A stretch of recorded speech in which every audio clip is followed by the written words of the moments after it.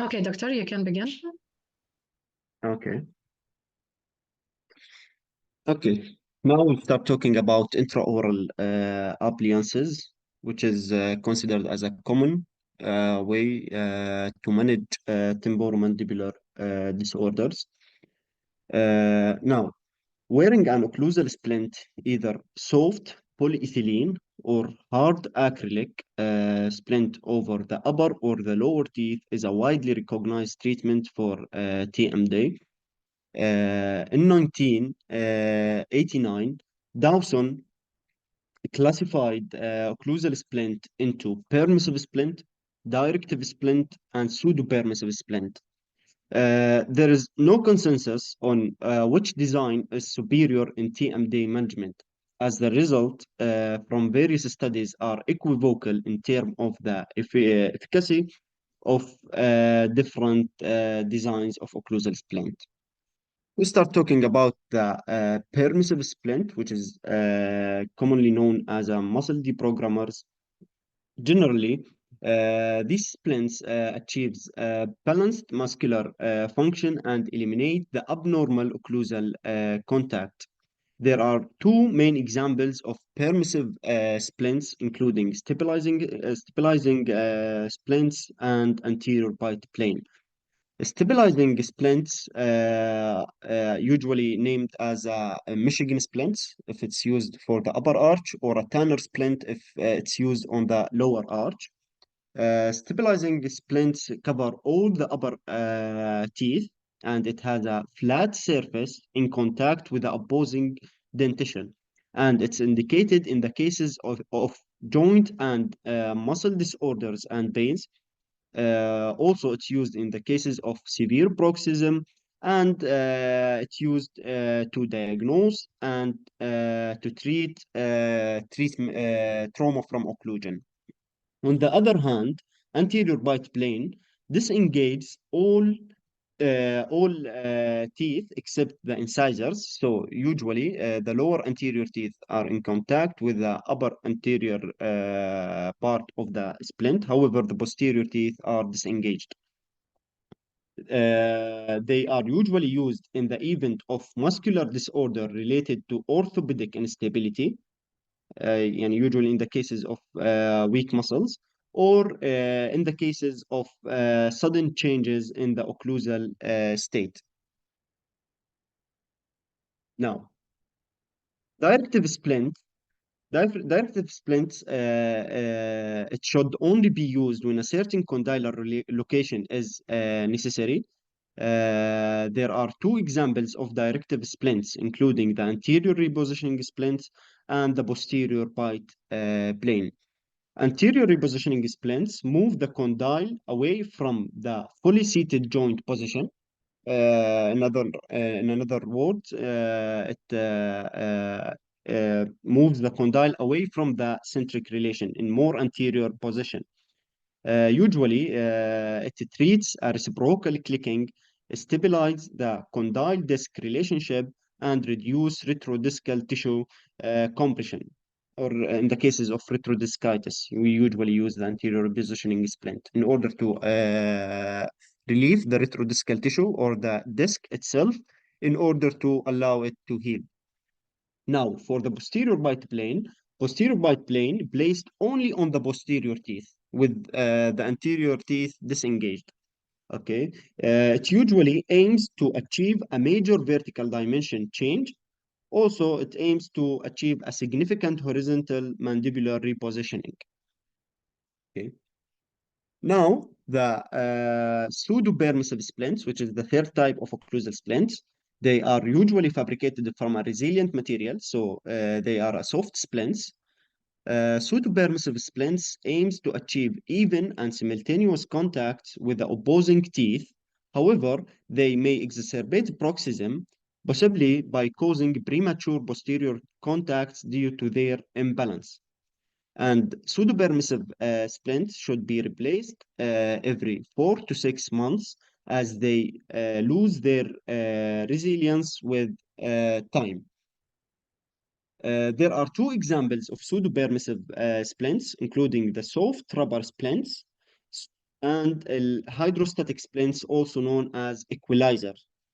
Soft rubber splints is a resilient appliance used as an emergency treatment for patients with acute temporomandibular disorder. And upper alginate impression is the only record needed.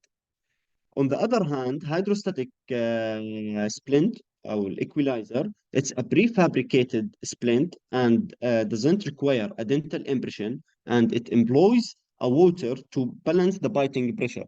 So, hydrostatic splints usually made of a resilient material or two layers of resilient material with the water laid between these layers, and this appliance use the water in order to balance the pressure of the teeth.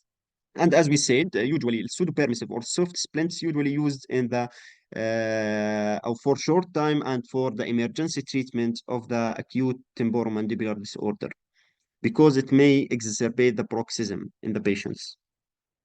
Now, what about the utilization period of the occlusal splints? Utilization period, usually the type of the prosthesis will determine for how long to use an occlusal splint for the temporomandibular disorder management. For stabilization splint, okay, which is a permissive splint, there are no fixed rules. Some patient can discard the splints after a few months, or a few months, or others may need to continue them for decades. Generally, wearing must not exceed a few months because a negative dependence can be created. So, in conclusion, stabilization, there are no fixed rule for wearing stabilization splint. Okay. However, the wearing should not exceed a few months because a negative dependence on the appliance can be developed by the patient. Now, for the partial splints or the non-balanced splints that do not cover all the teeth or separate part of the teeth, should not be worn for more than 4 to 6 weeks. So we use them for a shorter period. Okay. In the cases of intracapsular pathology, usually anterior bite splint should be worn for further a very limited time, usually 2 weeks or less than 2 weeks, because wearing them for a longer period may cause damage to the disc and the retrodiscal tissue due to the compression risk. Okay. So, anterior bite plane in the cases of intracapsular pathology should be worn for a shorter period, for 2 weeks or less than that.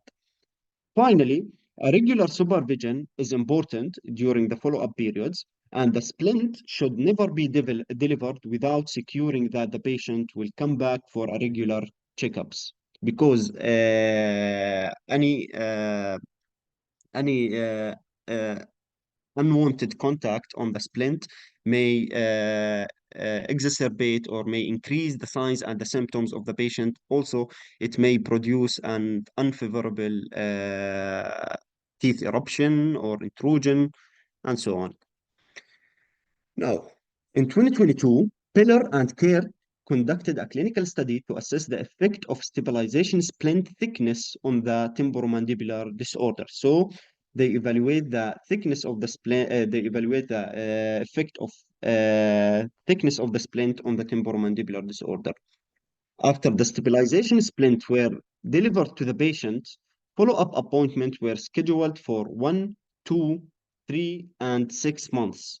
They used the diagnostic criteria, TMD or DC TMD scale, before the treatment and during the follow-up appointments. The following conclusions were drawn after 6 months of the treatment. Both 2 millimeter and 4 millimeter thick splints significantly decreased the muscle pain, but they were not superior to each other. So in terms of muscle pain, different thicknesses, 2 millimeter and 4 millimeter, were not superior to each other, and both were effective. However, the 2 millimeter thick splint were more successful in reducing the TMJ sounds than the 4 millimeter. Now, Traditional methods for fabrication of occlusal splints include sprinkle-on, thermoforming, and lost wax technique. And the conventional occlusal splints usually fabricated from a different materials, including the polyethylene for the soft occlusal splints and auto, heat, and light polymerized acrylic resin or polymethyl methacrylate for the hard stabilization splints. The limitations of these materials include bad taste, residual monomers, dimensional and color instability, skin or respiratory allergies due to the residual monomers, and fracture susceptibility. Now, with the introduction of the CAD/CAM in dentistry, a digital approach for manufacturing occlusal splint is feasible by using subtractive and additive manufacturing techniques or approaches. First of all, the materials used for milling occlusal splints, including polycarbonate, polyether ether ketone, and polymethyl methacrylate discs, which is a pre-polymerized polymethyl methacrylate disc. Okay.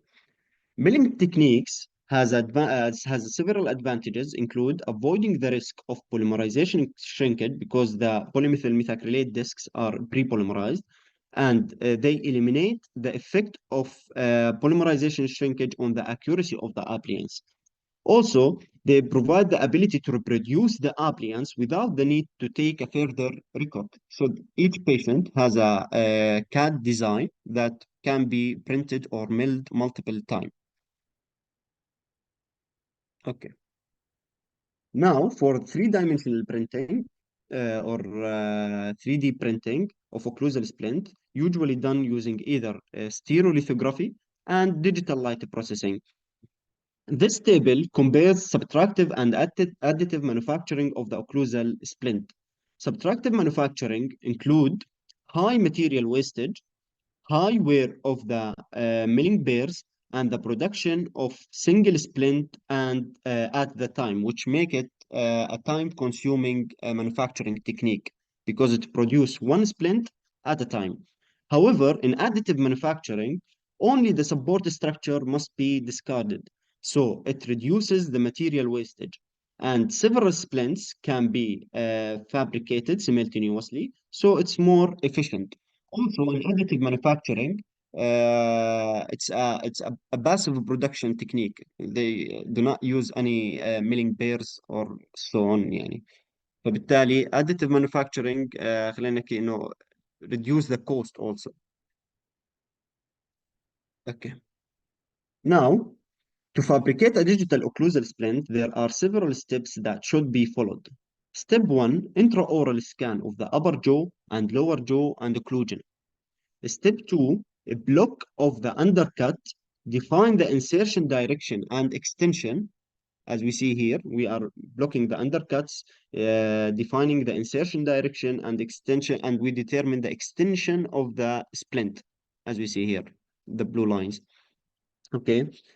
Then we add the splint bar in order to design an anatomical splint. A splint bar, it's a part added above the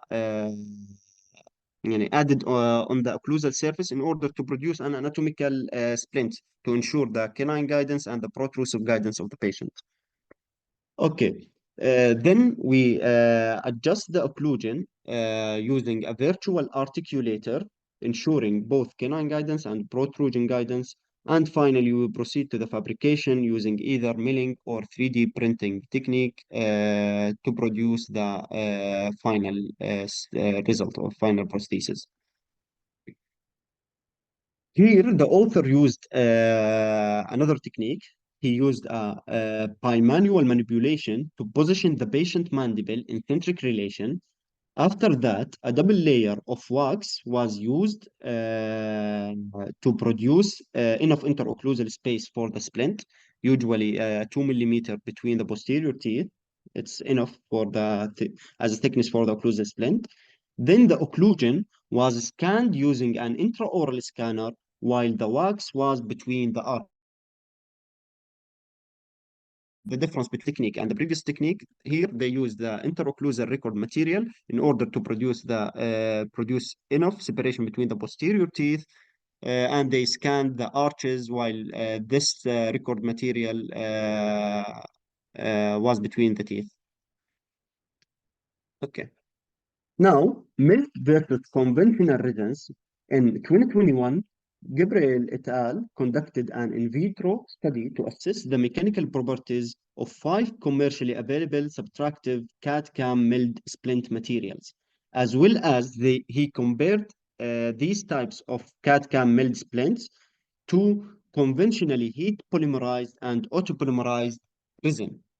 Okay, conversion was done in terms of flexural strength, elastic modulus, Vickers hardness, fracture toughness, fracture work, water absorption, and water solubility.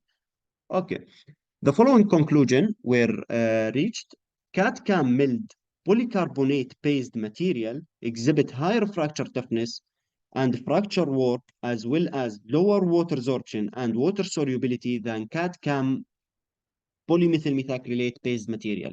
So CAD-CAM milled polycarbonate based material were superior to CAD-CAM polymethyl methacrylate based material in terms of fracture toughness, fracture work, water absorption, and water solubility. Okay. Now, when compared to the heat and autopolymerized acrylic resin, the mechanical characteristics of CAD-CAM milled material were not superior to heat polymerized acrylic resin. However, some of the CAD-CAM milled material exceed the autopolymerizing acrylic resin in terms of flexural strength, surface microhardness, water absorption, and water solubility. فبالتالي CAD-CAM milled material were not superior to heat polymerized acrylic resin. However, some commercial types of CAD-CAM milled material were superior to the autopolymerized acrylic resin in terms of flexural strength, surface microhardness, water absorption, and solubility. Now, milled versus 3D printed occlusal splint in 2020, Marcel et al. Conducted an in vivo study to investigate the accuracy of 3D printed and milled occlusal splints. The study group was 3D printed occlusal splints in either horizontal or vertical positioning using four different resins, including dental, LT, print, and V splint. And the control group was a milled occlusal splint, ProAct CAD splint. First of all, they scanned each splint and superimposed it onto the CAD design file to measure its accuracy. Either can السبلنت milled or 3D printed. They scanned the occlusal splint and superimposed it to the CAD design file in order to measure the accuracy. After that, they superimposed the scans of all splints within each group to measure the precision, to see how the splints are precise. يعني.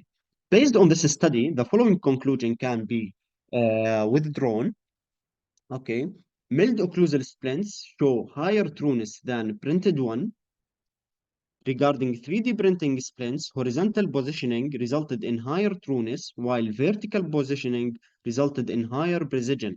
And in terms of accuracy, both milled and 3D printed occlusal splints are comparable. So there were no significant difference between 3D printed and milled occlusal splints regarding the accuracy, which is a total of trueness and precision. However, they noted that milled occlusal splints achieve higher trueness compared to the 3D printed ones.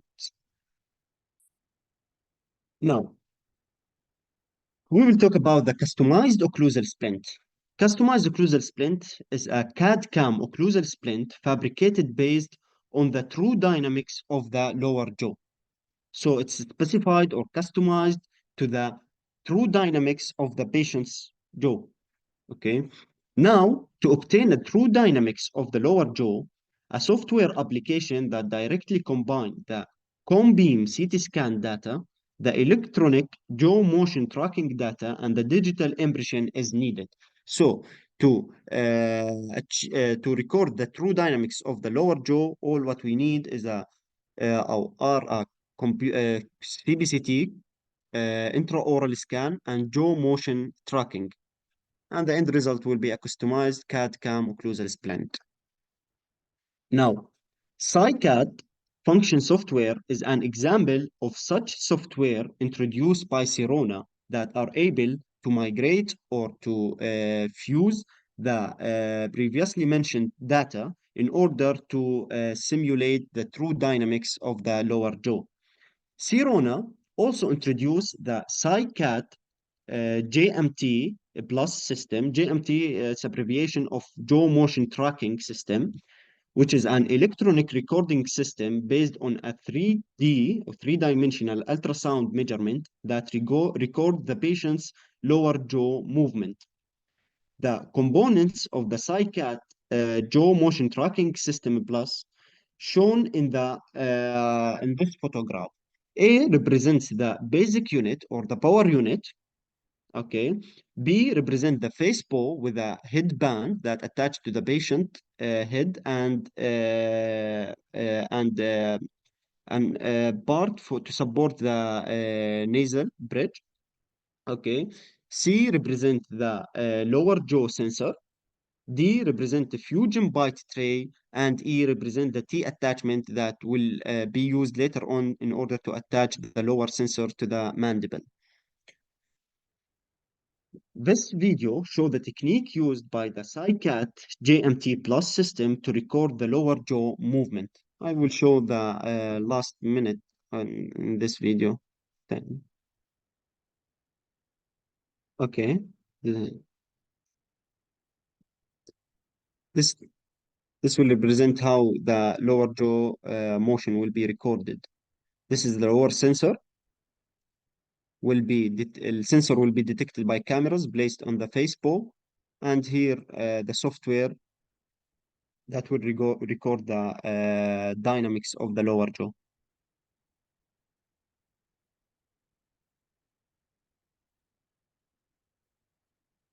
Okay, that's all about SciCat GMT Plus system. Okay, now we'll start talking about the invasive treatment of the temporomandibular disorders. First of all, we will talk about occlusal adjustment. Occlusal adjustment is the selective grinding of the teeth in order to achieve occlusal harmony between the upper and the lower teeth in both excursions and maximum intercuspation. Occlusal adjustment has been used in the management of temporomandibular disorder for many years, but the evidence of effectiveness is inconclusive. In 2004, Coe and Robinson conducted a Cochrane review to investigate the effectiveness of occlusal adjustment in prevention and treating TMD. They concluded that there is no evidence that occlusal adjustment can treat or prevent temporomandibular disorder. Okay. Now, for occlusal adjustment to be successful, we need to rule out any intracapsular disorder as a source of pain or discomfort. So we should be sure that the problem is from occlusion, not from the TMJ. There should need there is يعني there shouldn't be any intracapsular disorder. Okay. Now we can ensure that there is no intracapsular disorder using either loading tests by using a bimanual manipulation technique or an anterior occlusal splints, which eliminate the influence of occlusion on the TMJ. Okay, so on loading test, if the patient achieved a negative loading test, so there is no intracapsular disorder, and mostly the pain is from occlusion. And the same for the anterior splint. The anterior splint will separate the posterior teeth and eliminate the effect of occlusion on the TMJ. So if the اذا البين راح بعد ما فصلنا الاوكلوجن ماشي فراح نتاكد انه المشكله كانت من الاوكلوجن. Okay. Now, the steps of occlusal adjustment. For occlusal adjustment to be successful, we need to rule out حكينا intracapsular disorder. Okay. After that, we can start our occlusal adjustment using the following sequence, including the occlusal interferences to centric relation, occlusal interferences with lateral excursions, occlusal interferences with the protrusive excursions, and finally, we should harmonize the anterior guidance. So this sequence should be followed when we do occlusal adjustment or selective occlusal adjustment. First of all, centric relation interferences. There are two main types of centric relation interferences, including, okay, okay. Interferences to the arc of closure. It's the interferences that displace the condyle downward and forward to achieve the maximum intercuspation. So basically, interferences to the arc of closure, it displays the mandible anteriorly, and the occlusal adjustment usually done on the mesial and the distal cuspal inclines of the posterior teeth. Okay. However, interferences to the line of closure causes the mandible to deviate to the left or to the right from the first point contact. So when the patient is closing, the teeth will contact will have interference. Then the mandible will deviate to the right or to the left in order to achieve the maximum intercuspation. فبالتالي ال interferences to the line of closure usually displace the mandible in mediolateral direction, and the occlusal adjustment usually done on the buccal and lingual cuspal inclines of the posterior teeth.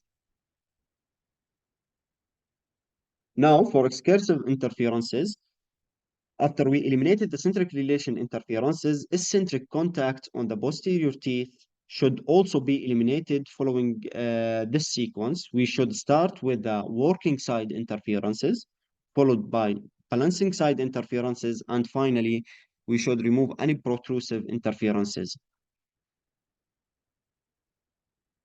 And finally, adjusting the anterior guidance. Adjustment of anterior guidance aims to achieve stable holding contact on all anterior teeth. Okay. Continuous contact from centric to incisal edge on as many teeth as possible. And anterior guidance in harmony with the patient envelope of function. And finally, anterior guidance should ensure disocclusion of posterior teeth as soon as mandibles leaves the centric relation. Now, as changes are made in the anterior guidance, posterior teeth interferences often come back, and it must be rechecked again. Finally, arthroscopy. Arthroscopy is a minimal invasive procedure that is used to help diagnose and treat problems that affect temporomandibular joint. TMJ arthroscopy involves inserting a tube, which known as arthroscope, as we see here. This is the arthroscope. Arthroscope is inserted into the joint, into the jaw joint through a small cut. This scope has a small camera for examining TMJ and taking photographs. The photographs are then used to identify any TMJ problem and what is need to fix them. TMJ arthroscopy also may involve lysis and lavage of the superior joint space or an operative procedures including repositioning of the displaced disc, arthroplasty, and finally, it may be used in order to remove the inflamed tissue and adhesions. And thank you. Thank you indeed, Dr. Abdullah, for this very beautiful presentation. I really enjoyed it, and we'll log in once more with my comments in a moment. Thank you very much. Okay.